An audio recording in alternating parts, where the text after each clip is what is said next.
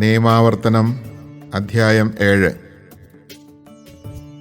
നിങ്ങൾ ചെന്ന് കൈവശമാക്കാൻ പോകുന്ന ദേശത്തേക്ക് നിങ്ങളുടെ ദൈവമായ കർത്താവ് നിങ്ങളെ കൊണ്ടുപോവുകയും അനേകം ജനതകളെ, നിങ്ങളെക്കാൾ സംഖ്യാബലവും ശക്തിയുമുള്ള ഹിത്യർ, ഗിർഗാഷ്യർ, അമോര്യർ, കാനാന്യർ, പെരീസ്യർ, ഹിവ്യർ, ജബൂസ്യർ എന്നീ 7 ജനതകളെ നിങ്ങളുടെ മുമ്പിൽ നിന്ന് ഓടിക്കുകയും അവരെ നിങ്ങൾ കേൾപ്പിച്ചു തരികയും ചെയ്യുമ്പോൾ അവരെ പരാജയപ്പെടുത്തുകയും നിശേഷം നശിപ്പിക്കുകയും ചെയ്യണം.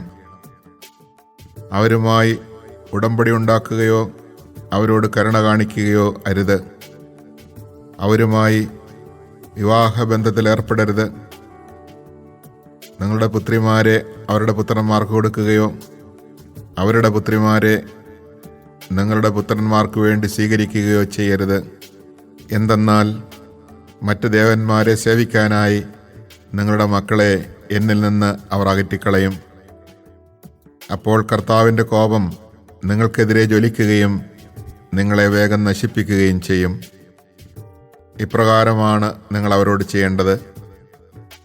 അവരുടെ ബലിപീഠങ്ങൾ നശിപ്പിക്കണം, സ്തംഭങ്ങൾ തകർക്കണം, അക്ഷേരാദേവതയുടെ സ്തൂപങ്ങൾ വെട്ടിവീഴ്ത്തണം, വിഗ്രഹങ്ങൾ തീയിൽ ചുട്ടരിക്കണം. നിങ്ങളുടെ ദൈവമായ കർത്താവിന് നിങ്ങൾ വിശുദ്ധ ജനമാണ്. ഭൂമുഖത്തുള്ള എല്ലാ ജനതകളിൽ നിന്ന് തൻ്റെ സ്വന്തം ജനമാകേണ്ടതിന് അവിടുന്ന് നിങ്ങളെ തിരഞ്ഞെടുത്തിരിക്കുന്നു. കർത്താവ് നിങ്ങളെ സ്നേഹിച്ചതും തിരഞ്ഞെടുത്തതും മറ്റ് ജനതകളെക്കാൾ നിങ്ങൾ എണ്ണത്തിൽ കൂടുതലായിരുന്നത് കൊണ്ടല്ല, നിങ്ങൾ മറ്റെല്ലാ ജനതകളെയും കാൾ ചെറുതായിരുന്നു. കർത്താവ് നിങ്ങളെ സ്നേഹിക്കുകയും നിങ്ങളുടെ പിതാക്കന്മാരോട് ചെയ്ത ശപഥം പാലിക്കുകയും ചെയ്യുന്നത് കൊണ്ടാണ് തൻ്റെ ശക്തമായ കരത്താൽ നിങ്ങളെ പുറത്തു കൊണ്ടുവന്നതും ഈജിപ്തിലെ രാജാവായ ഫറവോയുടെ കയ്യിൽ നിന്ന്, അടിമത്തത്തിൻ്റെ ഭവനത്തിൽ നിന്ന് നിങ്ങളെ രക്ഷിച്ചതും. അതിനാൽ നിങ്ങൾ അറിഞ്ഞുകൊള്ളുക, നിങ്ങളുടെ ദൈവമായ കർത്താവാണ് ദൈവം. തന്നെ സ്നേഹിക്കുകയും തൻ്റെ കൽപ്പന പാലിക്കുകയും ചെയ്യുന്നവനോട് 1000 തലമുറകൾ വരെ ഉടമ്പടി പാലിക്കുകയും അചഞ്ചലമായ സ്നേഹം പ്രകടിപ്പിക്കുകയും ചെയ്യുന്ന വിശ്വസ്തനായ ദൈവം. തന്നെ വെറുക്കുന്നവരെ നശിപ്പിച്ചുകൊണ്ട് അവിടുന്ന് പ്രതികാരം ചെയ്യും. അവരോട് നേരിട്ട് പ്രതികാരം ചെയ്യാൻ അവിടുന്ന് വൈകുകയില്ല. ആകയാൽ ഞാനിന്ന് കൽപ്പിക്കുന്ന പ്രമാണങ്ങളും ചട്ടങ്ങളും നിയമങ്ങളും അനുസരിക്കാൻ നിങ്ങൾ ശ്രദ്ധിക്കണം.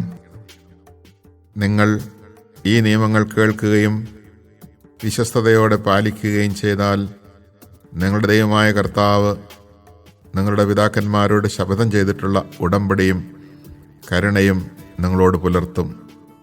അവിടുന്ന് നിങ്ങളെ സ്നേഹിക്കുകയും അനുഗ്രഹിക്കുകയും വർദ്ധിപ്പിക്കുകയും ചെയ്യും. നിങ്ങൾക്ക് തരുമെന്ന് അവിടുന്ന് നിങ്ങളുടെ പിതാക്കന്മാരോട് ശപഥം ചെയ്തിട്ടുള്ള നാട്ടിൽ നിങ്ങളെ സന്താനപുഷ്ടിയുള്ളവരും നിങ്ങളുടെ ഭൂമി ഫലപുഷ്ടിയുള്ളതുമാക്കും.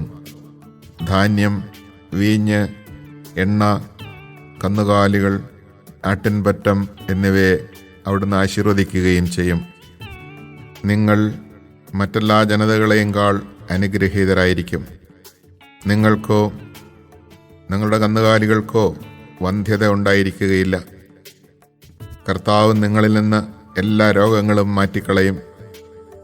ഈജിപ്തിൽ വെച്ച് നിങ്ങൾ കണ്ടിട്ടുള്ള ദുർവ്യാധികളിലൊന്നും നിങ്ങളുടെ മേൽ അവിടുന്ന് വരുത്തുകയില്ല.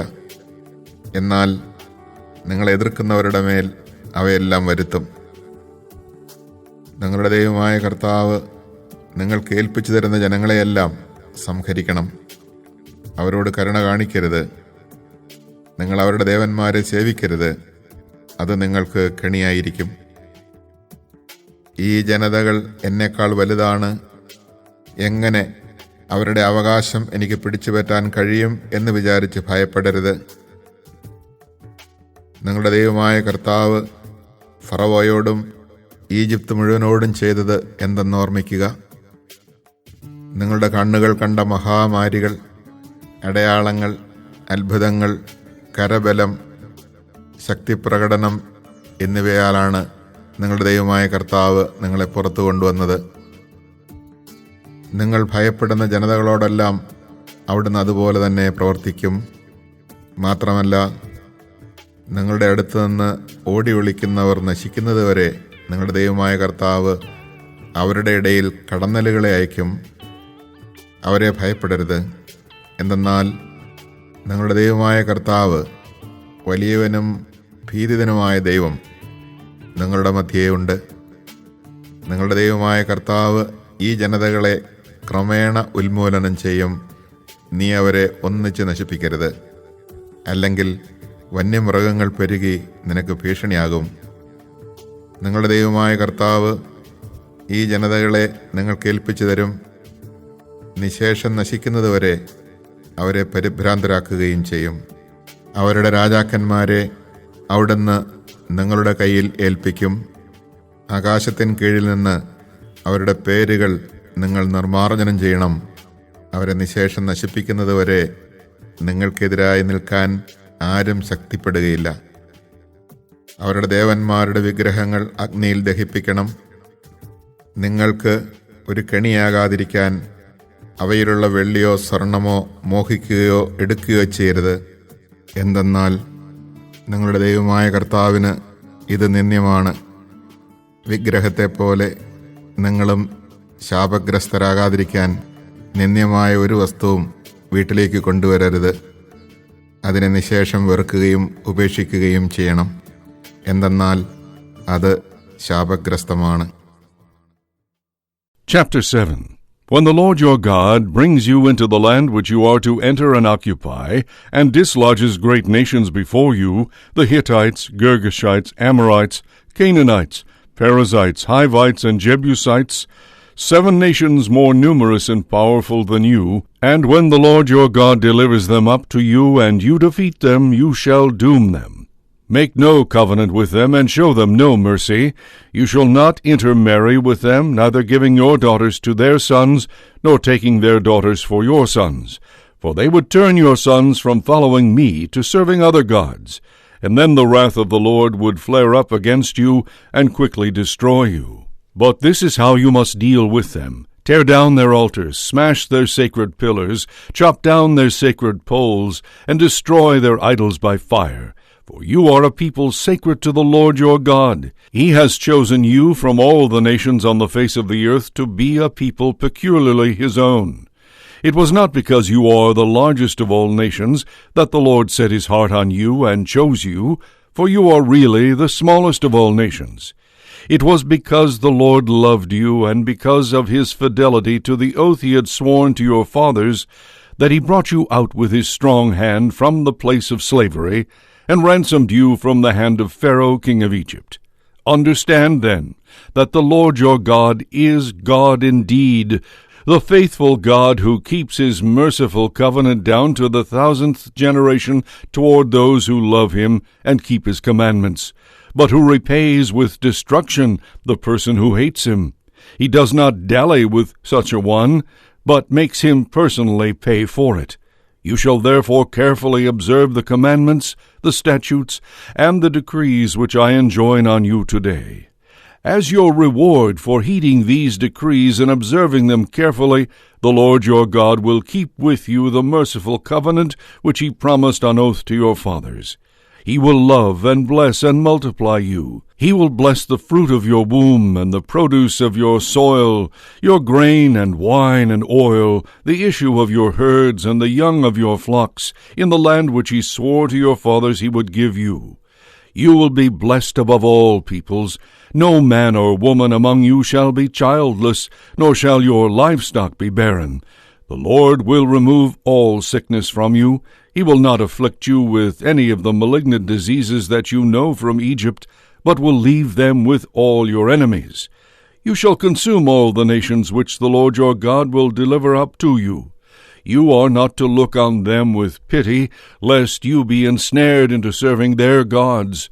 Perhaps you will say to yourselves, These nations are greater than we. How can we dispossess them? But do not be afraid of them. Rather call to mind what the Lord your God did to Pharaoh and to all Egypt.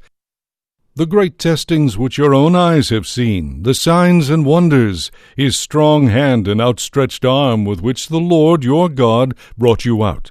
The same also will he do to all the nations of whom you are now afraid. Moreover, the Lord your God will send hornets among them until the survivors who have hidden from you are destroyed. Therefore do not be terrified by them, for the Lord your God, who is in your midst, is a great and awesome God. He will dislodge these nations before you little by little. You cannot exterminate them all at once, lest the wild beasts become too numerous for you. The Lord your God will deliver them up to you, and will rout them utterly until they are annihilated. He will deliver their kings into your hand, that you may make their names perish from under the heavens. No man will be able to stand up against you till you have put an end to them. The images of their gods you shall destroy by fire. Do not covet the silver or gold on them, nor take it for yourselves, lest you be ensnared by it, for it is an abomination to the Lord your God. You shall not bring any abominable thing into your house, lest you be doomed with it. Loathe and abhor it utterly as a thing that is doomed.